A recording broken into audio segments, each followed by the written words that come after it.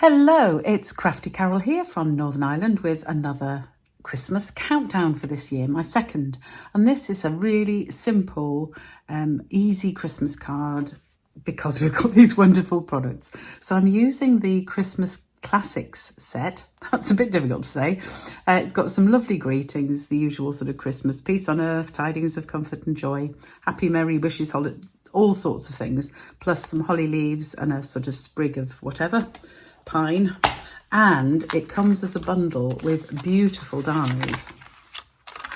So it's got this beautiful outline die and a piece you can cut out in the middle. These cut out the holly and berries. These are different sprigs from the stamp. You've got a large holly leaf. You've got this outline, which we're going to use today, plus these interesting things, which I haven't quite worked out what they're for, but they probably add some decoration somewhere, and that cuts out the sprigs. So a lovely set, and I'm using this one today. So, and I'm using the sentiments from here, but I am also using, if I can pick it up without dropping it, I'm also using some of this glorious paper. It is the Snowflake Magic paper, and it is just gorgeous. And I'm going to show you another card I've made with the bits of this. There are 3 sheets in it. There's the one we're using, the white and silver one. There's this lovely, I hope you can see the snowflakes on it, specialty paper, so it's all glittery and shiny. That snowflake one, and we also have this snowflake one. So there's 3 different papers, 2 sheets of each of the papers in it. It's a lovely, lovely set. Sorry, I'm still a little bit croaky after having COVID. It's not good, so apologies for that. Anyway, to make the card, a really simple card. So we need the usual card base, which is half of A4, which is 21 by 14.8, scored at 10.5 and folded, and we're going to be using it landscape wise this way round. Let me just use my bone folder to fold that properly. There we go. Then I've got another piece that I need, just a scrap piece for some embossing, an envelope, and the piece of DSP. And the DSP I have cut at 10 by 14.3, and that's simply going to sit on the front. And then the next stage is to use the die. I'm going to use this die to cut out from the new online exclusive paper, and I've already cut it out because you don't need to see me winding wheels of machines, but this is the self-adhesive glimmer paper, and it's just beautiful, and I'm going to use that to sit in the middle of this. I need to decide which way around I want my paper. Yeah, I think I'll keep it that way around, and then stick this on. So that's the first thing I'm going to do, stick those bits on just really quickly.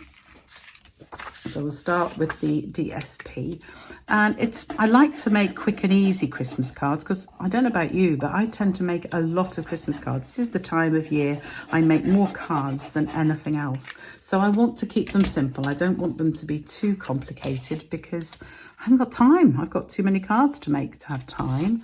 So DSP on there, and then the beauty of this paper is that it is self-adhesive. So I'm just going to use my pokey tool to pick up the edge of it, if I can. There we go. Peel it off very gently to make sure I'm not damaging those lovely, ooh, I took it out with the wrong hand there. There we go.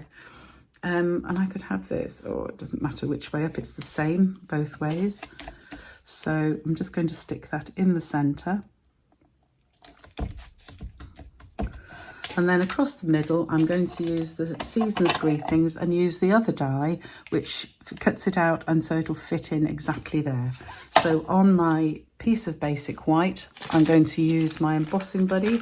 Really important when you're embossing, you really do need to use the embossing buddy to make sure there's nothing sticky on the paper, nothing, fingerprints and things that are going to pick up the embossing powder when you don't want it, when you don't want it to be picked up.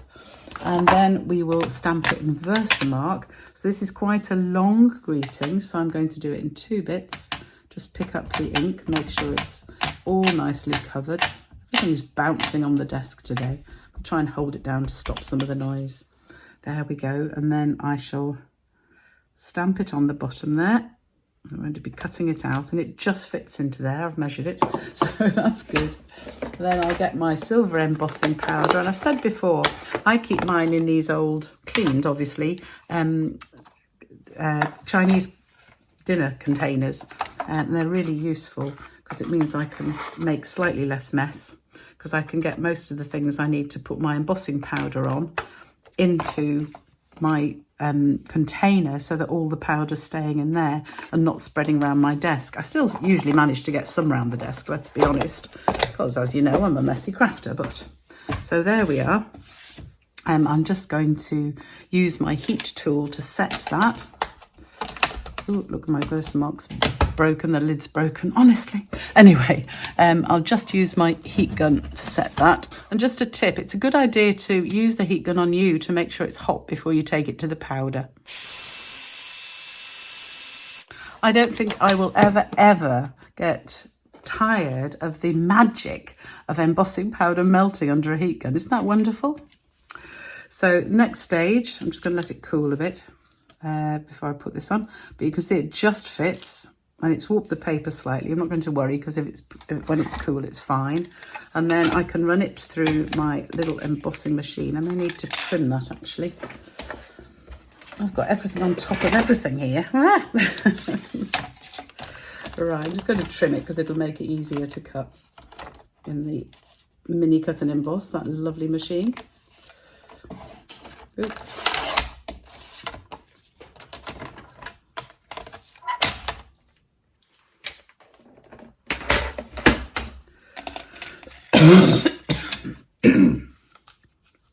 So that is lined up, and you can see the paper's cooled now, so it's nice and flat. I'm just going to use a little bit of tape just to hold that down where I want it to be.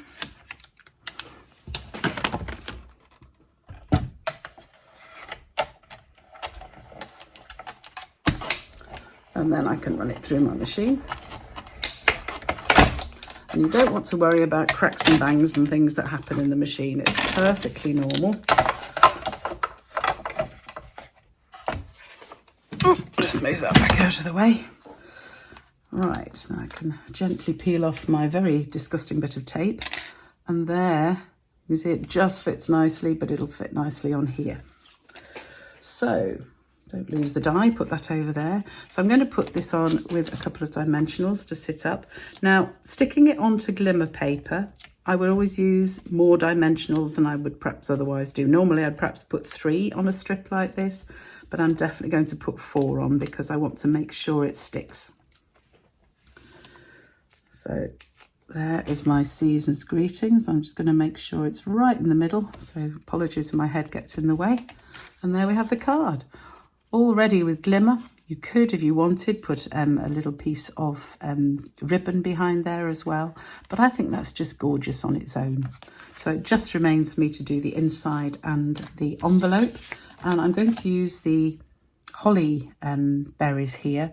And I'm going to use, it's not current in the catalogue. Oh, if I can reach it. It's actually an old silvery shimmer ink pad. So I'm going to use that because it matches my silver theme. So I'm going to have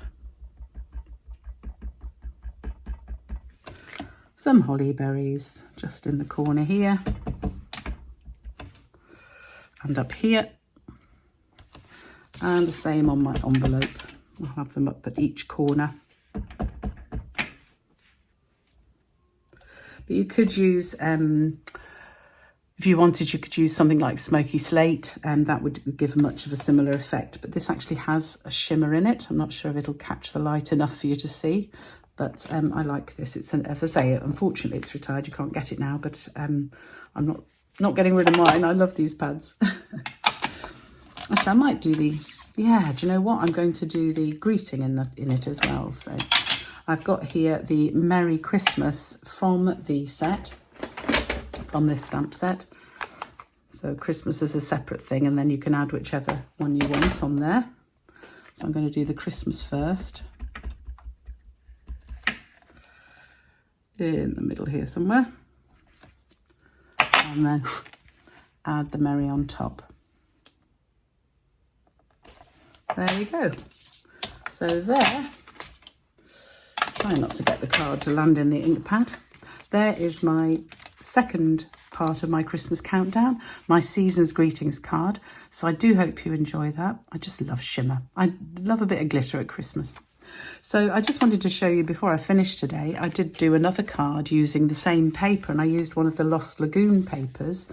And that's my envelope. I used snowflakes on the back because this paper has snowflakes on. That was from the Sparkling Snowflake set, the snowflake. Oh, I've got ink all over it. Oh, that's on my fingers, silly me. I'll worry about that later. But what I did here is I used the new hexagon punch. This is it, Heartfelt Hexagon. It matches a stamp set, which I can show you the stamp set too. It's here. Which has loads of different things. It's not a Christmas one, but it's got lots of lovely sentiments. I love this one, sending you lots of love and hugs. I shall use that for some get well cards, I think.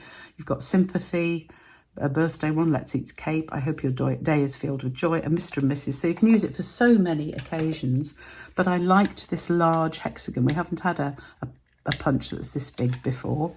So I used that to cut out hexagons from the snowflake sheet in that set I showed you before, and then I just placed the center hexagon. I just stamped that in Lost Lagoon and punched it out of basic white, put that up on dimensionals, and then I cut hexagons of the paper out and just made a little jigsaw piece of those around and then stuck it on the card. And this is a separate piece of Lost Lagoon card, which is the same size as this paper here, which is 14.3 by 10, and then I've stuck it on the front of a Lost Lagoon base and then used a basic white inner, which I've also managed to get ink everywhere. So I need to disguise that. I shall disguise it by stamping another snowflake there because it's easy to do.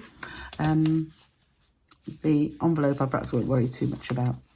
But, so there's just two ideas with this glorious paper. It really is lovely. It's one of the online, no it's not, it's in the mini catalogue. It's in the mini catalogue. Snowflake Magic it's called. I do recommend it as a brilliant paper for Christmas.